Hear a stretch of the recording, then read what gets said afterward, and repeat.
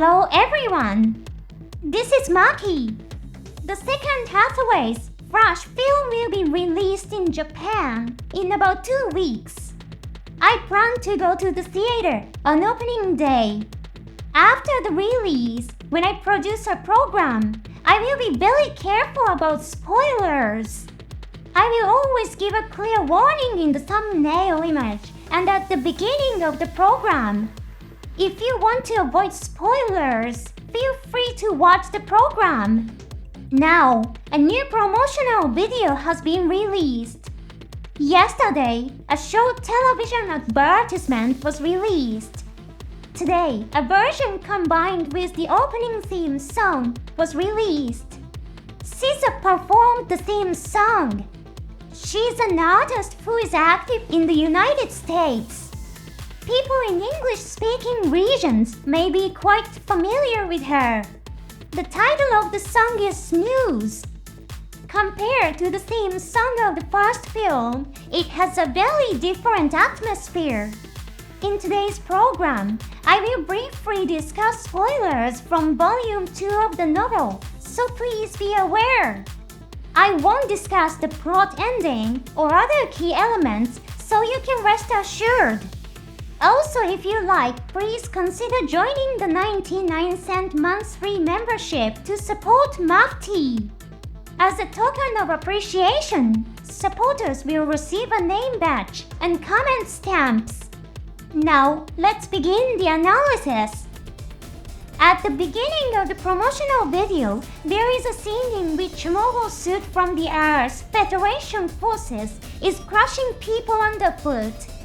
The unit walking here is the Gustav Karl. It is the Earth's Federation forces' latest mass-produced mobile suit in this era. Gustav Karl is being deployed instead of the older jet gun. This means that the regular forces of the Earth's Federation forces, not the police organization known as the Manhunter, are operating in this scene. The commander is most likely Kimberly Hayman. Feeling pressured by Kenny's achievements against Maki, Kimberly carries out an overbearing and brutal operation.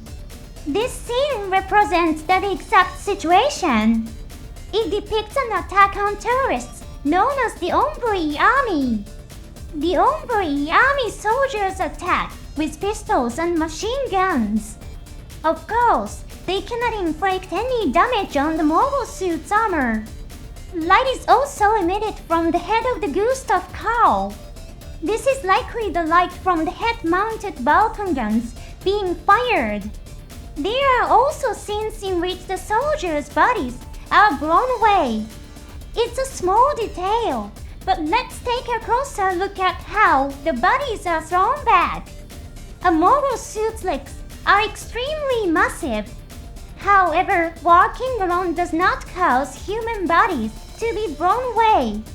This is because an air burst-like effect, such as when a shell explodes, does not occur. Are the soldiers being blown away by rounds from the head Vulcan guns? In this scene, soldiers are depicted as being blown back even when there is no visible explosion. If you carefully observe the screen, you can see clumps of sand and dirt jumping up with the smoke.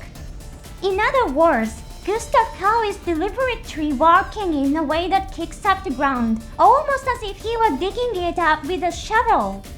This sends sand and stones flying. If the target is the human body, this is an extremely effective attack method. Moreover, the opponents are not wearing the kind of defensive equipment that a regular army would wear. This scene depicts the Earth's Federation forces as extremely cruel and overbearing.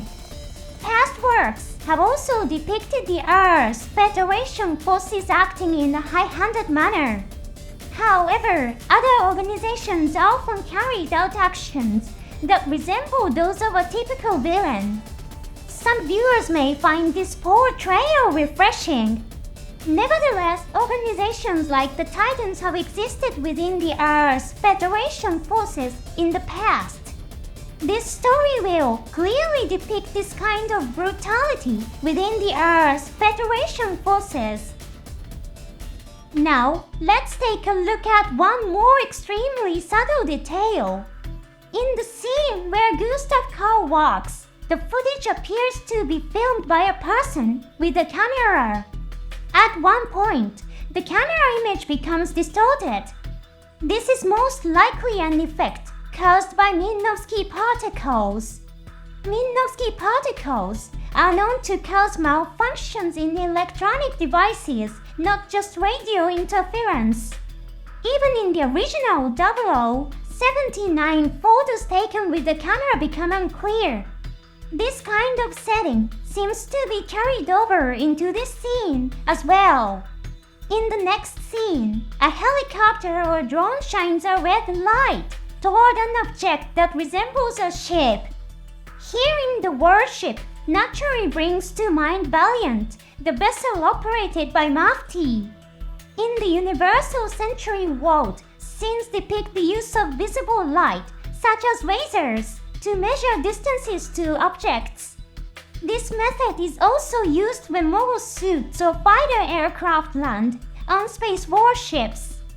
In the real world, wireless signals are the mainstream approach, but in the Universal Century, where Minkowski particles are put to practical use, wireless equipment is often ineffective. Why is this ship being illuminated by a laser? If Valiant were operated by Maki, what reasons could be considered? As terrorists, the Maki crew needs to act while hiding from the Earth's Federation forces. Does it make sense that they are constantly dispersing Minkowski particles and using visible lasers when allies are joining up? However, this way of thinking has one drawback. Minkowski particles do not occur naturally. They only exist when humans disperse them. This means that acting while dispersing Minkowski particles carries a high risk of being detected by the Earth's Federation forces due to radio interference. This is similar to acting while leaving footprints behind. So, why is this ship being illuminated with a visible laser? Could it be that the Earth's Federation forces have discovered it, and it is dispersing Minkowski particles to escape? The fate of the Valiant is also worth paying close attention to. The next scene shows a woman taking a shower. Could this be Gigi? The lighting is dim, making it difficult to see the color of her eyebrows or eyes. She also resembles Kaya, Hathaway's lover. It appears as if tears are flowing from her eyes. Additionally, Kaya speaks in this scene. A girl named Gigi could replace Quest. Those words are spoken. How would you interpret this line? Kaya supported Hathaway when he experienced mental trauma. Because of that, Kaya and Hathaway became very close. It's a twisted interpretation, but it's also possible that Hathaway became intimate with Kaya because his heart was hurting due to Quest's existence. What if a new encounter with Gigi caused Quest to disappear from Hathaway's heart? Perhaps thoughts like that are what caused tears to flow from Kaya's eyes. As the scenes transition, we see Hathaway, the interior of the Valiant ship, and the Maki members. Gigi also appears. She's staying in an apartment provided by her wealthy lover, Curtis Vandenwood. Gigi is a character whose past life remains unclear. No detailed background information has been provided. However, through her conversations with Kenneth, we understand that she has lived alone. Given how harsh the Universal Century world is, it is highly unlikely that she lived a peaceful life. For someone like her, an apartment provided by a wealthy man is an extremely calm and safe place.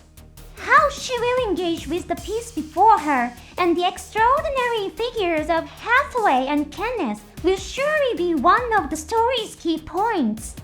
In the next scene, Kenneth speaks with Gigi. "Are you spying for Hathaway?" He asks in a joking tone, but deep down Kenneth is convinced that Hathaway is Maki. It's also important that Kenneth holds Hathaway in high regard. Because he values Hathaway's abilities so highly, Kenneth will choose thoroughly rational courses of action. Then, we reach the battle scene.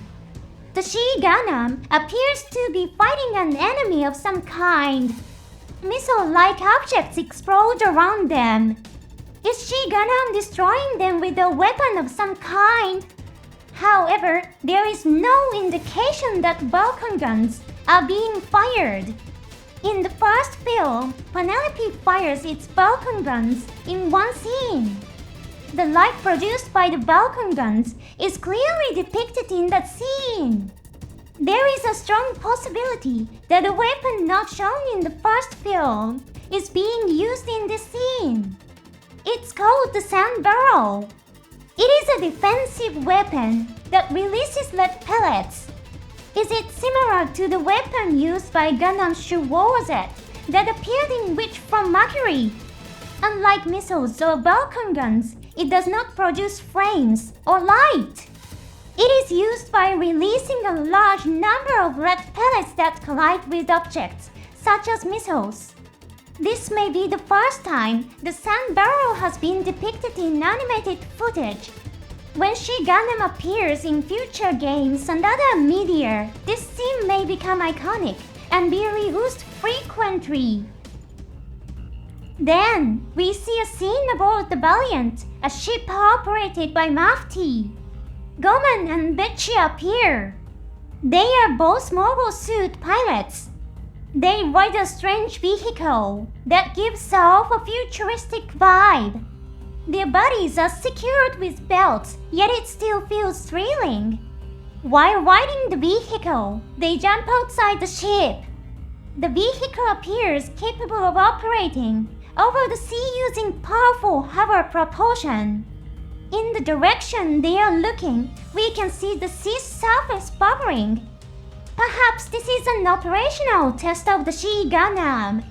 Immediately after the Gundam appears, sinking into the sea, Hathaway has a surprised expression on his face. This test is not sudden or unplanned. So why does he look so surprised? Perhaps a scene is depicted in which Hathaway confronts his inner turmoil in the sinking cockpit. The scene then shifts and Gomin, Kenneth, Gigi, and Kei appear one after another. In Kei's scene, the image is distorted. What kind of expression is this meant to convey? It gives the impression that we are viewing her through a lens of some kind. Could this represent Hathaway's viewpoint, given that he has a mental illness? It is an intriguing directorial choice. Then, we see the scene in which Maki's mobile suits, the mechas, begin their operation. As many as 6 mechas are in action. Based on the information displayed on the cockpit monitors, we can tell that they are equipped with the Type 02 loadout. This configuration is fitted with a gliding system known as the lifting flare. Gomen used the same equipment in the first film. Although it does not provide the same level of aerial mobility as the Gundam, it is well suited for aerial combat. They appear to be flying behind the Gundam. When the scene changes, Henry Yoksan appears. He is the director of the Earth Federation government's criminal police organization. Although he belongs to the same government, his department is different from the Earth Federation forces. Henry seems to be having a conversation with a soldier from the Earth Federation forces. Then, we hear a line spoken by Lene. He says that the adult world is distorted. What kind of conversation expression did Henry have with the soldier? If Lane describes it as distorted, it does not sound like a present exchange. Then, is Lane being struck by someone? Could it be his superior, Kenneth? Or could it be someone from the distorted world that Lane is talking about? Then Hathaway, Gigi, and the Gundam appear, bringing the promotional video to a close. Now, let's focus on the Gundam. It emits a green light. It might be the light of a beam barrier, but that's just my personal speculation. The Gundam sinks into the sea to check the airtight integrity of each section and test the beam barrier. If so, activating the beam barrier would make sense. In the first film, there are scenes in which the beam barrier activates and emits a green glow. Could the light we see in this scene be the beam barrier? Are there other possibilities? Could the cycle frame be glowing? It might be surprising, but currently, there is no setting that states the Gundam is equipped with a cycle frame. That said, new settings could be added through a new story. This is also something worth paying attention to. You can also see a yellow light beam emitted from the body. This is most likely the light of the Minovsky flight system. Penelope also emits a similar color of light. As Hathaway rises from the sea, his mouth is open. What emotion does his open mouth represent? Water may be depicted as an important element in the second film. It would be interesting to watch the film while paying close attention to how water is portrayed. The new promotional video had many intriguing elements. Which parts capture attention? I am looking forward to seeing how the sun burrow will be depicted. Thank you for watching until the end. I will see you again in the next program.